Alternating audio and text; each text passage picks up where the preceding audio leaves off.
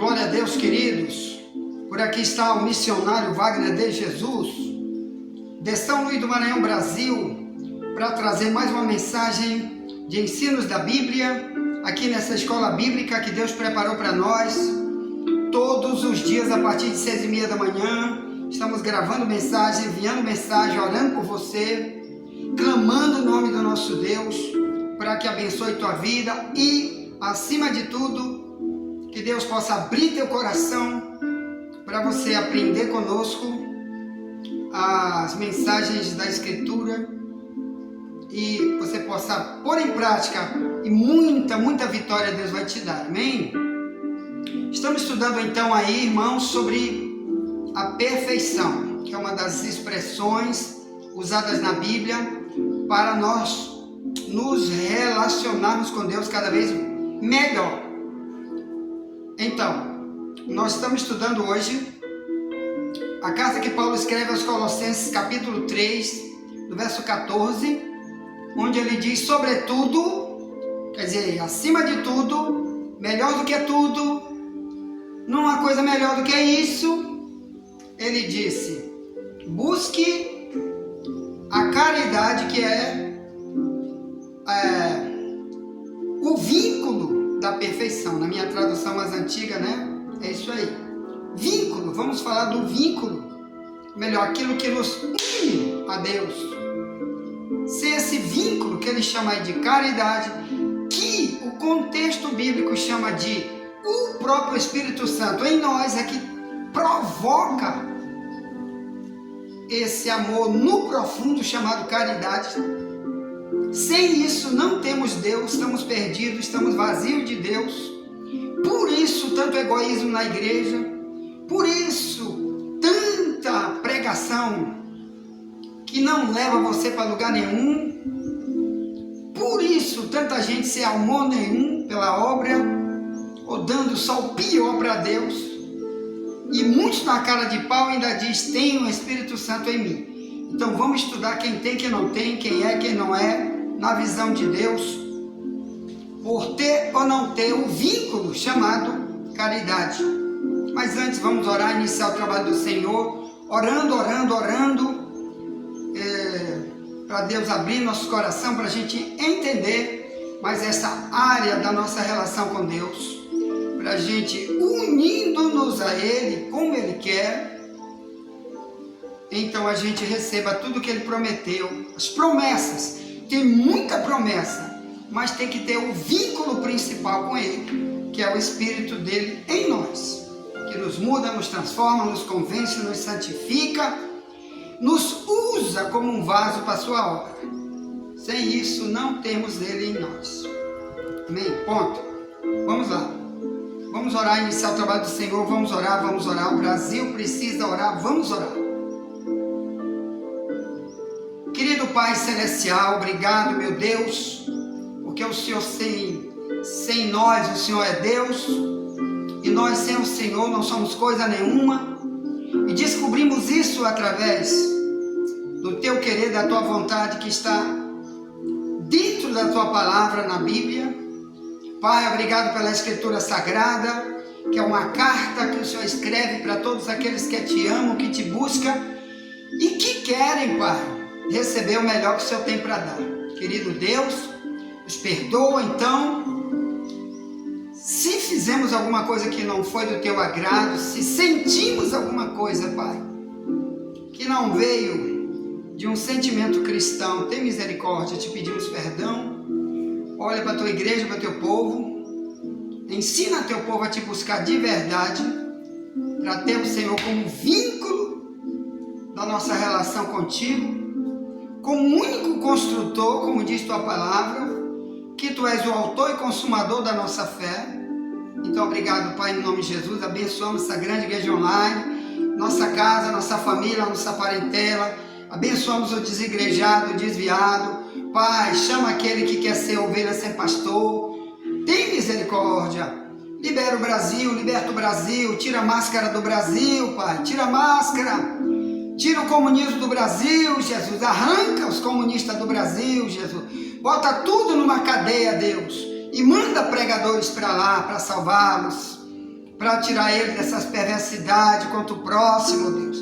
Tem misericórdia, Pai. Flávio Dino de Na Cara de Pau, que ele é comunista, graças a Deus. Está aí o vídeo dele no YouTube. E agora quer ser ministro do Supremo. Como um comunista declarado vai ser ministro do Supremo, meu Deus. Tem misericórdia. Não deixe isso acontecer, meu Pai. Põe um homem desse na cadeia, Deus. E põe pessoas para pregar a verdade, para ele não queimar no fogo de Mateus 25:30, servo inútil que vai para as trevas exteriores. Está sendo servo do comunismo, e muitos das igrejas estão apoiando isso, meu Pai. Dentro de Romanos 1:32, que diz que é digno de morte, não só quem faz, mas quem consente. Tem misericórdia, Jesus. Arranca esse mal, antes que o Brasil vire Venezuela, Cuba, China, que o povo grita, meu Pai, porque não tem lei a não ser contra os mais pobres. E o mais rico vai ficar mais bilionário, tem que ser do lado deles. Se for contra, é inimigo para sempre. Tem misericórdia, Jesus. Nos ajude, Pai, a fim dos tempos, o amor vai esfriar, vai cada vez mais a iniquidade, Deus, chegar a graus extremos. Tem misericórdia, Jesus, como já está se vendo por aí. Oh Deus, tem misericórdia. Nos dá um dia de paz escondido debaixo do teu sangue. No nome de Jesus te pedimos, te agradecemos. Amém. Glória a Deus. Bem, pega a tua Bíblia. Quero ler contigo carta que Paulo escreve aos Colossenses. Amém? Colossenses não é o nome da placa de uma igreja. As placas das igrejas, elas nasceram apenas de 500 anos para cá. As mais conhecidas começaram há 200 anos mais ou menos, botando placa nos prédios, que foi a presbiteriana, que foi as batistas, que foram as wesleyanas, que foram outras assim. Depois, há cerca de 100 anos, surgiu a placa chamada Assembleia de Deus. Também nesse período surgiu a placa chamada Adventíssimo do Sétimo Dia. Também nesse período surgiu a placa As Testemunhas de Jeová. E por aí vai. Tá bom? Então, Colossenses é o nome do povo que morava numa cidade chamada Colossos, na Grécia. Tá bom?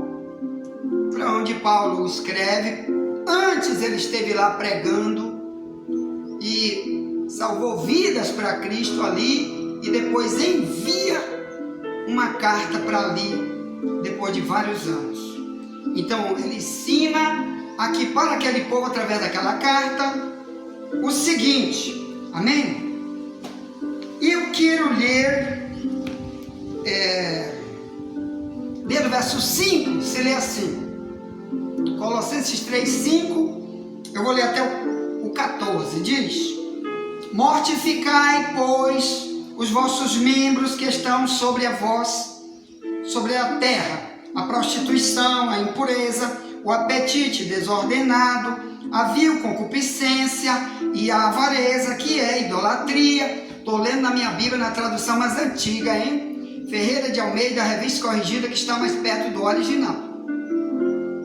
Aí ele diz no verso 6: pelas quais coisas vem a ira de Deus sobre os filhos da desobediência, nas quais também em outro tempo andastes quando vivia nelas. Mas agora despojai-vos também de tudo, da ira, da cólera, da malícia, da maledicência, das palavras torpes da vossa boca. Não mintais uns aos outros, pois que já vos despistes do velho homem com os seus feitos, e vos vestistes do novo, que se renova para o conhecimento, segundo a imagem daquele que o criou, onde não há grego nem judeu, circuncisão nem incircuncisão, bárbaro, cita, servo ou livre, mas Cristo é tudo em todos.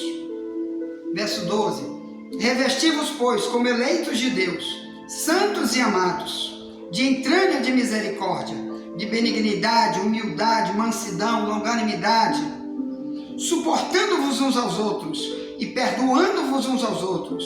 Se algum tiver queixa contra outro, assim como Cristo vos perdoou, fazei assim vós também. E o verso 14, que é o fim de tudo, é o início de toda a pregação de hoje, o ensino, verso 14 diz: e sobre tudo isto, revesti-vos de caridade. Minha tradução mais antiga, tá bom? E outra tradução por aí é amor. Aqui no original é caridade. Diz: e sobre tudo isso, revesti-vos de caridade, que é o vínculo da perfeição. Ponto. Quero falar disso daqui, meu irmão. Vínculo da perfeição. Você sabe que aqui a palavra vínculo é apenas uma comparação a algo que nos une, a certo tipo de ação que o cristão deve ter. Se ele está unido no cristianismo por esse vínculo, então ele tem as ações que já lemos aqui em Colossenses 3, desde o verso 1 até o 14, tá bom? Quando ele não tem esse vínculo, não tendo ele esse vínculo na vida da pessoa, mesmo ela dizendo sou cristã, então ela não tem essas ações, porque esse vínculo é que o constrange, o leva para esse tipo de ação. Todas essas que já lemos. Por isso é chamado de vínculo da perfeição, na minha tradução mais antiga. Quem? Ele chama aí de caridade. Caridade é o vínculo. Ou melhor, é essa caridade que nos transforma numa nova criatura, se a gente tiver aí o que chama de caridade.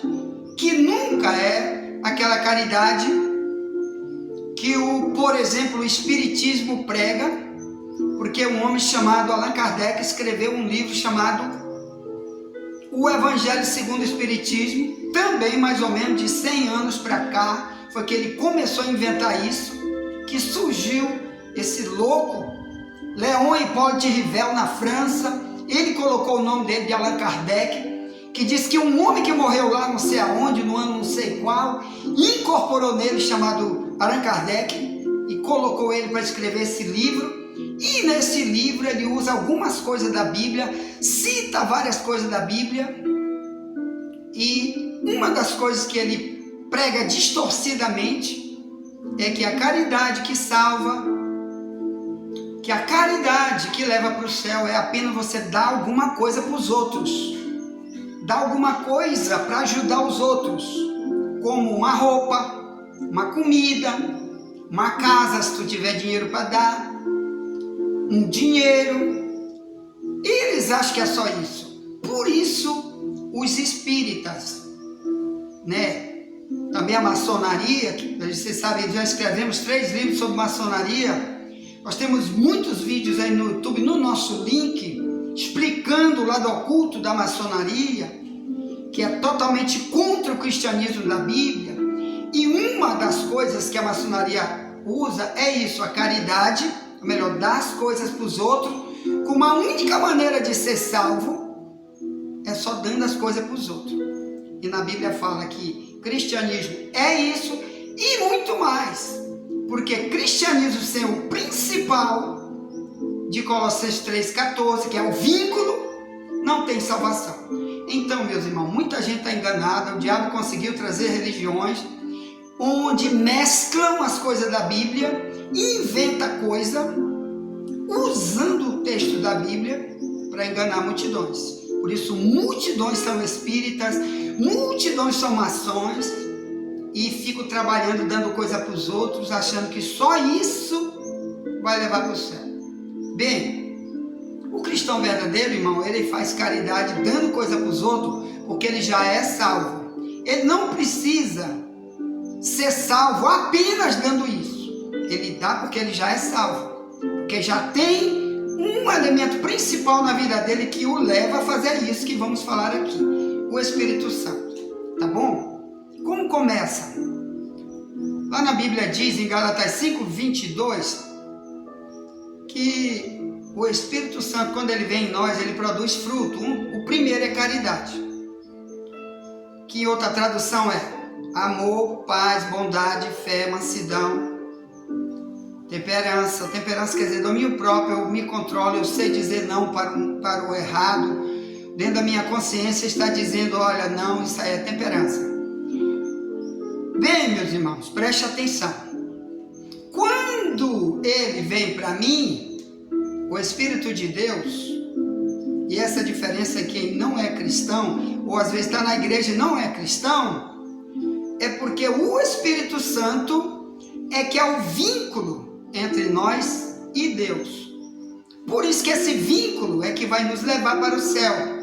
Se Jesus voltar hoje, quem vai ser a marca de que tem uns salvos e outros perdidos é o Espírito Santo, morando dentro da pessoa ou não. Efésios 4:30, Paulo diz, e não entristeça o Espírito Santo, porque é a marca na qual tu estás selado para o dia da redenção. O dia da redenção é, se eu morrer hoje como homem de Deus, se você morrer hoje como mulher de Deus, a marca está em mim. A marca é só Ele, Deus, que sabe, e minhas ações também falam se eu estou com Ele ou não. Ações de Gálatas 5:22. Amor, paz, bondade, benignidade, fé, temperança. 9 maneiras que ele chama de fruto, 9 ações de Gálatas 5:22, que se o Espírito Santo estiver em mim, eu estou pedindo todo dia, Deus, eu quero isso, eu quero aquilo, que está em Gálatas 5:22, porque eu quero que o mundo veja, eu quero que o diabo veja, eu quero que todo mundo veja que eu tenho ele em mim. Então o Espírito Santo vem para nunca a gente ser um agente secreto de Jesus, nunca andar em lugar nenhum para ninguém ver, porque nós temos ações igual uma árvore. Vamos imaginar que você é uma mangueira botando manga, que está lotado de manga maduro. Vamos imaginar que você, mangueira, pode ter esse poder de sair andando por aí. Aí alguém anda por ali, pelos bairros, pelas ruas, pelos países, todo mundo olha os frutos daquela mangueira, onde anda, e que árvore é aquela, está andando, é diferente, ela é diferente, nenhuma árvore consegue fazer isso, andar mostrando fruto. Mas a Bíblia diz que frutos do Espírito é para, se ele estiver em mim, em qualquer lugar que eu andar, eu vou manifestar ele em mim. Por isso, ele chama de caridade, que é amor, o primeiro fruto, que é daí que brota todas as outras ações. Se eu não tenho a caridade, é porque ele não está em mim. E se eu tenho a caridade, porque ele está em mim, quem? O Espírito Santo, eu vou produzir também naturalmente os outros frutos. A paz, ou melhor, não quero brigar com ninguém. Eu dou uma boiada para não entrar numa briga. E dou 1000 boiadas para me sair dela. Paz, tá bom? Era briguento como eu era vingativo. Agora, como cristão, ele está em mim, vou perdoar. Se eu puder fugir da briga, eu fujo, porque agora Deus está em mim. Eu quero falar sobre as ações do Espírito Santo, que quando estão em alguém, você vê que ele é o vínculo para um cristianismo diferente do cristianismo que o mundo que bebe cachaça tem, do mundo que está na parada gay, que diz que é cristão tem, do mundo que vive adorando o ídolo, ao mesmo tempo tu trisca nele, ele briga, ele odeia, ele mata, ele rouba, ele trai. Então, o vínculo que me traz uma nova vida, que é chamado de amor, em Gálatas 5:22, que na outra tradução é caridade, ou melhor, eu vou em busca do carente, vou pregar para o carente, vou ajudar aqueles que precisam, mas porque Ele, Deus, está em mim, e Ele me impulsionando, eu vou, é como um motorista dirigindo um carro. Por isso que uma das características de quem tem o Espírito Santo é Romanos 8,14, que diz: os filhos de Deus são guiados pelo Espírito de Deus. É igual. João disse em João 3:8, Jesus disse: o vento sopra onde quer, ouve sua voz, não sabe de onde vem, não sabe para onde vai. Assim é todo aquele que é nascido do Espírito. Então, quando eu me entreguei para Deus, ali diz João 3:5 e verso 3, que eu nasci de novo. Se eu nascer de novo, é igual uma criança conduzido pelo seu pai, uma criancinha de 1 ano de idade, 2 anos, que ela nunca tem condição de dizer: pai, vai-se embora que eu vou para ali, eu vou só. Nunca. Ela está ali, minha irmã, protegida, ela está ali direcionada, carregada, conduzida. É assim que Deus quer para os cristãos, porque Deus quer levar a gente para onde Ele quer. Tem uma obra para nós, onde Ele quer nos levar. Então, se você tem o Espírito Santo e quer viver na tua vida de egoísmo, ovelha sem pastor, faz o que quer da tua vida, nunca tu pode dizer que tem um vínculo dentro de ti. Nunca tu pode dizer que está buscando perfeição na tua relação com Deus. Porque você tem que orar e dizer: Deus, me direciona, fala comigo. Se tu nunca pede isso para Deus, é porque tu quer ser pastor de ti mesmo, tu quer ser dono de ti mesmo. Enquanto isso, uma vida vazia sem Deus e uma casa vazia sem Deus, que é a nossa vida espiritual, ela está procurando ser cheia de quê? De demônio. Mateus 12:43-45, Jesus diz: quando o Espírito Santo não está no homem, vem demônios habitar no homem. Então, cuidado você que quer ser ovelha sem pastor, que quer viver uma vida sem Deus. Eu não quero religião, eu tenho minha vida, minha cachaça, minha idolatria, eu não quero cristianismo. Mas tu não sabe que tem um inquilino querendo morar em ti, para te dirigir, para te conduzir, que é o diabo. Por isso Jesus disse: ninguém pode servir a 2 senhores. Ou tu ama um, ou despreza o outro. Ou tu te dedica a um, ou tu não vai te dedicar ao outro. Mateus 6:24. Você está amando Deus, então você tem que demonstrar através de dedicação, uma obra que Ele tem para ti, dedicação na direção que Ele quer te levar, dedicação pelo amor que tu tem que demonstrar, porque esse é o vínculo, e tu só demonstra se Ele estiver habitando em você. Esse é o perigo.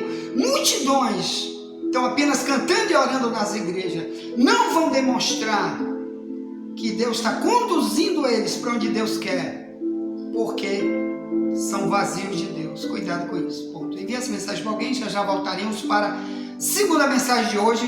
Vamos falar 5 vídeos, nós estamos gravando vídeo e áudio ao mesmo tempo. Nós vamos gravar 5 vídeos para o YouTube com esse tema: o vínculo da perfeição. Ponto. Tá? E nunca te esquece, somente a verdade nos libertará.